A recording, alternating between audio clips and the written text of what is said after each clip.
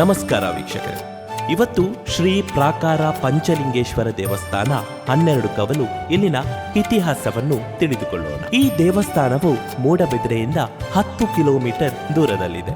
ಮೂಡಬಿದ್ರೆ ತಾಲೂಕು, ಮಾರೂರು ಗ್ರಾಮ ತಾಕೋಡಿಯಲ್ಲಿದೆ.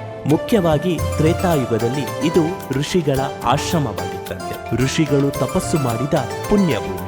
ಇನ್ನಷ್ಟು ಈ ಕ್ಷೇತ್ರದ ಇತಿಹಾಸ ಪುರಾಣವನ್ನು ಕ್ಷೇತ್ರದ ಪ್ರಧಾನ ಅರ್ಚಕರಾದ ಶ್ರೀ ಸದಾಶಿವ ಭಟ್ ಇವರಿಂದ ಕೇಳಿ ತಿಳಿದುಕೊಳ್ಳೋಣ. ಭಕ್ತಾಭಿಮಾನಿಗಳಿಗೆ ನಮಸ್ಕಾರ. ಇದು ಈ ಕ್ಷೇತ್ರ 12 ಕವಲು ಪಂಚಲಿಂಗೇಶ್ವರ ಪುಣ್ಯಕ್ಷೇತ್ರ, ದ್ವಾದಶ ಕನ್ಯಾ ತೀರ್ಥ ಅಂತೇಳಿ ಅತ್ಯಂತ ಪುರಾಣ ಪ್ರಸಿದ್ಧವಾದಂತಹ ಪುಣ್ಯಕ್ಷೇತ್ರಗಳಲ್ಲಿ ಒಂದು. ಮೋಕ್ಷಧಾಮ ಎಂದು ಇಲ್ಲಿಗೆ ಹೆಸರು. ಮೃಕಂಡು ಮುನಿ ತಪಸ್ಸು ಮಾಡಿ ಗಂಗೆಯನ್ನು ಬರಿಸಿದ್ದ ಕಾರಣವಾಗಿ ಕಮಂಡಲು ತೀರ್ಥ ಅಂತೇಳಿ ಇನ್ನೊಂದು ಹೆಸರುಂಟು ಇದಕ್ಕೆ. ಕ್ರಮೇಣವಾಗಿ ಮೃಕಂಡು ತಪಸ್ಸು ಮಾಡಿ ಗಂಗೆ ಬಂದ ಸಮಯದಲ್ಲಿ ಆ ಶಾಪಗ್ರಸ್ತರಾದಂತಹ ಫಲ್ಗುಣಿ ಇತ್ಯಾದಿ 12 ಜನ ಗಂಧರ್ವ ಕನ್ಯೆಯರಿಗೆ ಆ ಸಮಯದಲ್ಲಿ ಮೋಕ್ಷ ಸಿಕ್ಕಿ ಅವರು ಋಷಿಗಳಿಗೆ ನಮಸ್ಕಾರ ಮಾಡಿದ್ರು.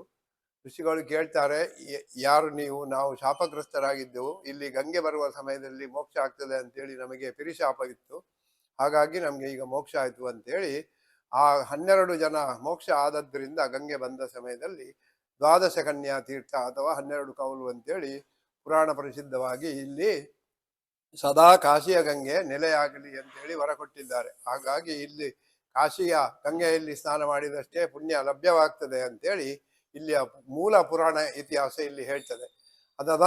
ತದನಂತರದಲ್ಲಿ ಈ ಕ್ಷೇತ್ರಕ್ಕೆ ದ್ವಾಪರ ಯುಗದಲ್ಲಿ ಪಾಂಡವರು ಬಂದು ಈ ಕಮಂಡಲು ತೀರ್ಥಕ್ಕೆ ಆಗಮಿಸಿ ಇಲ್ಲಿ ಕೆಲ ಸಮಯ ನದಿಯ ಮಧ್ಯದಲ್ಲಿ ಇರುವಂತಹ ಒಂದು ಸ್ಥಳ. ಅಲ್ಲಿಗೆ ಎಷ್ಟು ದೊಡ್ಡ ನೆರೆ ಬಂದರೂ ಆ ನೆರೆ ಅಲ್ಲಿಗೆ ಹೋಗುವುದಿಲ್ಲ. ಮಧ್ಯಭಾಗದಲ್ಲಿರುವಂತಹ ಜಾಗಕ್ಕೆ ನೆಲೆಯಾಗಿ ಇಲ್ಲಿ ಪಂಚಲಿಂಗೇಶ್ವರ ಬೇಕು. 5 ಜನ ಸೇರಿ 5 ಲಿಂಗ ಪ್ರತಿಷ್ಠೆ ಮಾಡಿದ್ರು. ಋಷಿಗಳು ಪ್ರತಿಷ್ಠೆ ಮಾಡಿದ ಒಂದು ಲಿಂಗವನ್ನು ಸೇರಿಸಿ 5 ಮಾಡಿ 5 ಲಿಂಗವನ್ನು ಶಿವನ ಸಾನ್ನಿಧ್ಯವನ್ನು ವಿಶೇಷವಾಗಿ ನದಿಯ ಮಧ್ಯಭಾಗದಲ್ಲಿ ಪ್ರತಿಷ್ಠಾಪನೆ ಮಾಡಿ ಪೂಜೆ ಮಾಡಿ, ತದನಂತರದಲ್ಲಿ ಕಾಲಕ್ರಮೇಣ ದ್ವಾಪರದಲ್ಲಿ ಅವರು ವನವಾಸ ಕಾಲದಲ್ಲಿ ಇಲ್ಲಿಂದ ದಕ್ಷಿಣ ಭಾರತಕ್ಕೆ ಮತ್ತೆ ಪುನಃ ಪ್ರಯಾಣ ಮಾಡಿದರು. ಹಾಗಾಗಿ ಇದು ಪಂಚಲಿಂಗೇಶ್ವರ ಕ್ಷೇತ್ರ ಅಂತೇಳಿ ಪುರಾಣ ಪ್ರಸಿದ್ಧವಾಗಿ 5,500 ವರ್ಷದ ಇತಿಹಾಸವಿರುವಂತಹ ಶಿವಲಿಂಗ. ಅದರ ಮೂಲವಾಗಿ ಒಂದು ಯುಗವೇ ಕಳೆದಂತಹ ಮೃಕಂಡು ತಪಸ್ಸು ಮಾಡಿದಂತಹ ತ್ರೇತಾಯುಗದ ಲಾಗಾಯಿತು ಬಂದಂತಹ ಗಂಗಾ ಸಾನ್ನಿಧ್ಯ ಆಗಿ ಇದು ಬಹಳ ಪುರಾತನ ಹಾಗೂ ಇದು ಪ್ರಸಿದ್ಧ ತೀರ್ಥಕ್ಷೇತ್ರಗಳಲ್ಲಿ ಒಂದಾಗಿದೆ. ಉಪ್ಪಿನಂಗಡಿ ಹಾಗೂ ಇತ್ಯಾದಿ ಇನ್ನಿತರ ಎಲ್ಲ ಒಳ್ಳೆ ಪುಣ್ಯಕ್ಷೇತ್ರಗಳ ಹಾಗೆ ಇಲ್ಲಿ ಕೂಡ ಮೋಕ್ಷಧಾಮ. ಇಲ್ಲಿ ಪಿತೃಮೋಕ್ಷ ಆಗ್ತದೆ, ಮರಣಾದವರಿಗೆ ಬೇಗ ಮೋಕ್ಷ ಸಿಗ್ತದೆ ಅಂತೇಳಿ ಇತಿಹಾಸ ಉಂಟು. ನಾಳೆ ಆ ದೇವಸ್ಥಾನದ ನಿತ್ಯ ಪೂಜೆ ಆಗುವುದಿಲ್ಲ, ನದಿಯ ಮಧ್ಯದಲ್ಲಿ ಇರುವುದರಿಂದ ಆ ದೇವರನ್ನು ನದಿಯ ಈಚೆಯ ದಡದಲ್ಲಿ ಈಗ ಇರುವ ಪಂಚಲಿಂಗೇಶ್ವರ ದೇವಸ್ಥಾನಕ್ಕೆ ದೇವರ ಸಾನ್ನಿಧ್ಯವನ್ನು ತಂದು ಒಂದು ಲಿಂಗವಿಟ್ಟು ಪಂಚಲಿಂಗೇಶ್ವರ ದೇವರು ಅಂತೇಳಿ 2,500 ವರ್ಷದ ಹಿಂದಿನ ಜನರು, ಬ್ರಾಹ್ಮಣರು ಹಾಗೂ ಪುರಾಣ ಪ್ರಸಿದ್ಧ ಜನರು ಇಲ್ಲಿ ಪ್ರತಿಷ್ಠೆ ಮಾಡಿದ್ರು.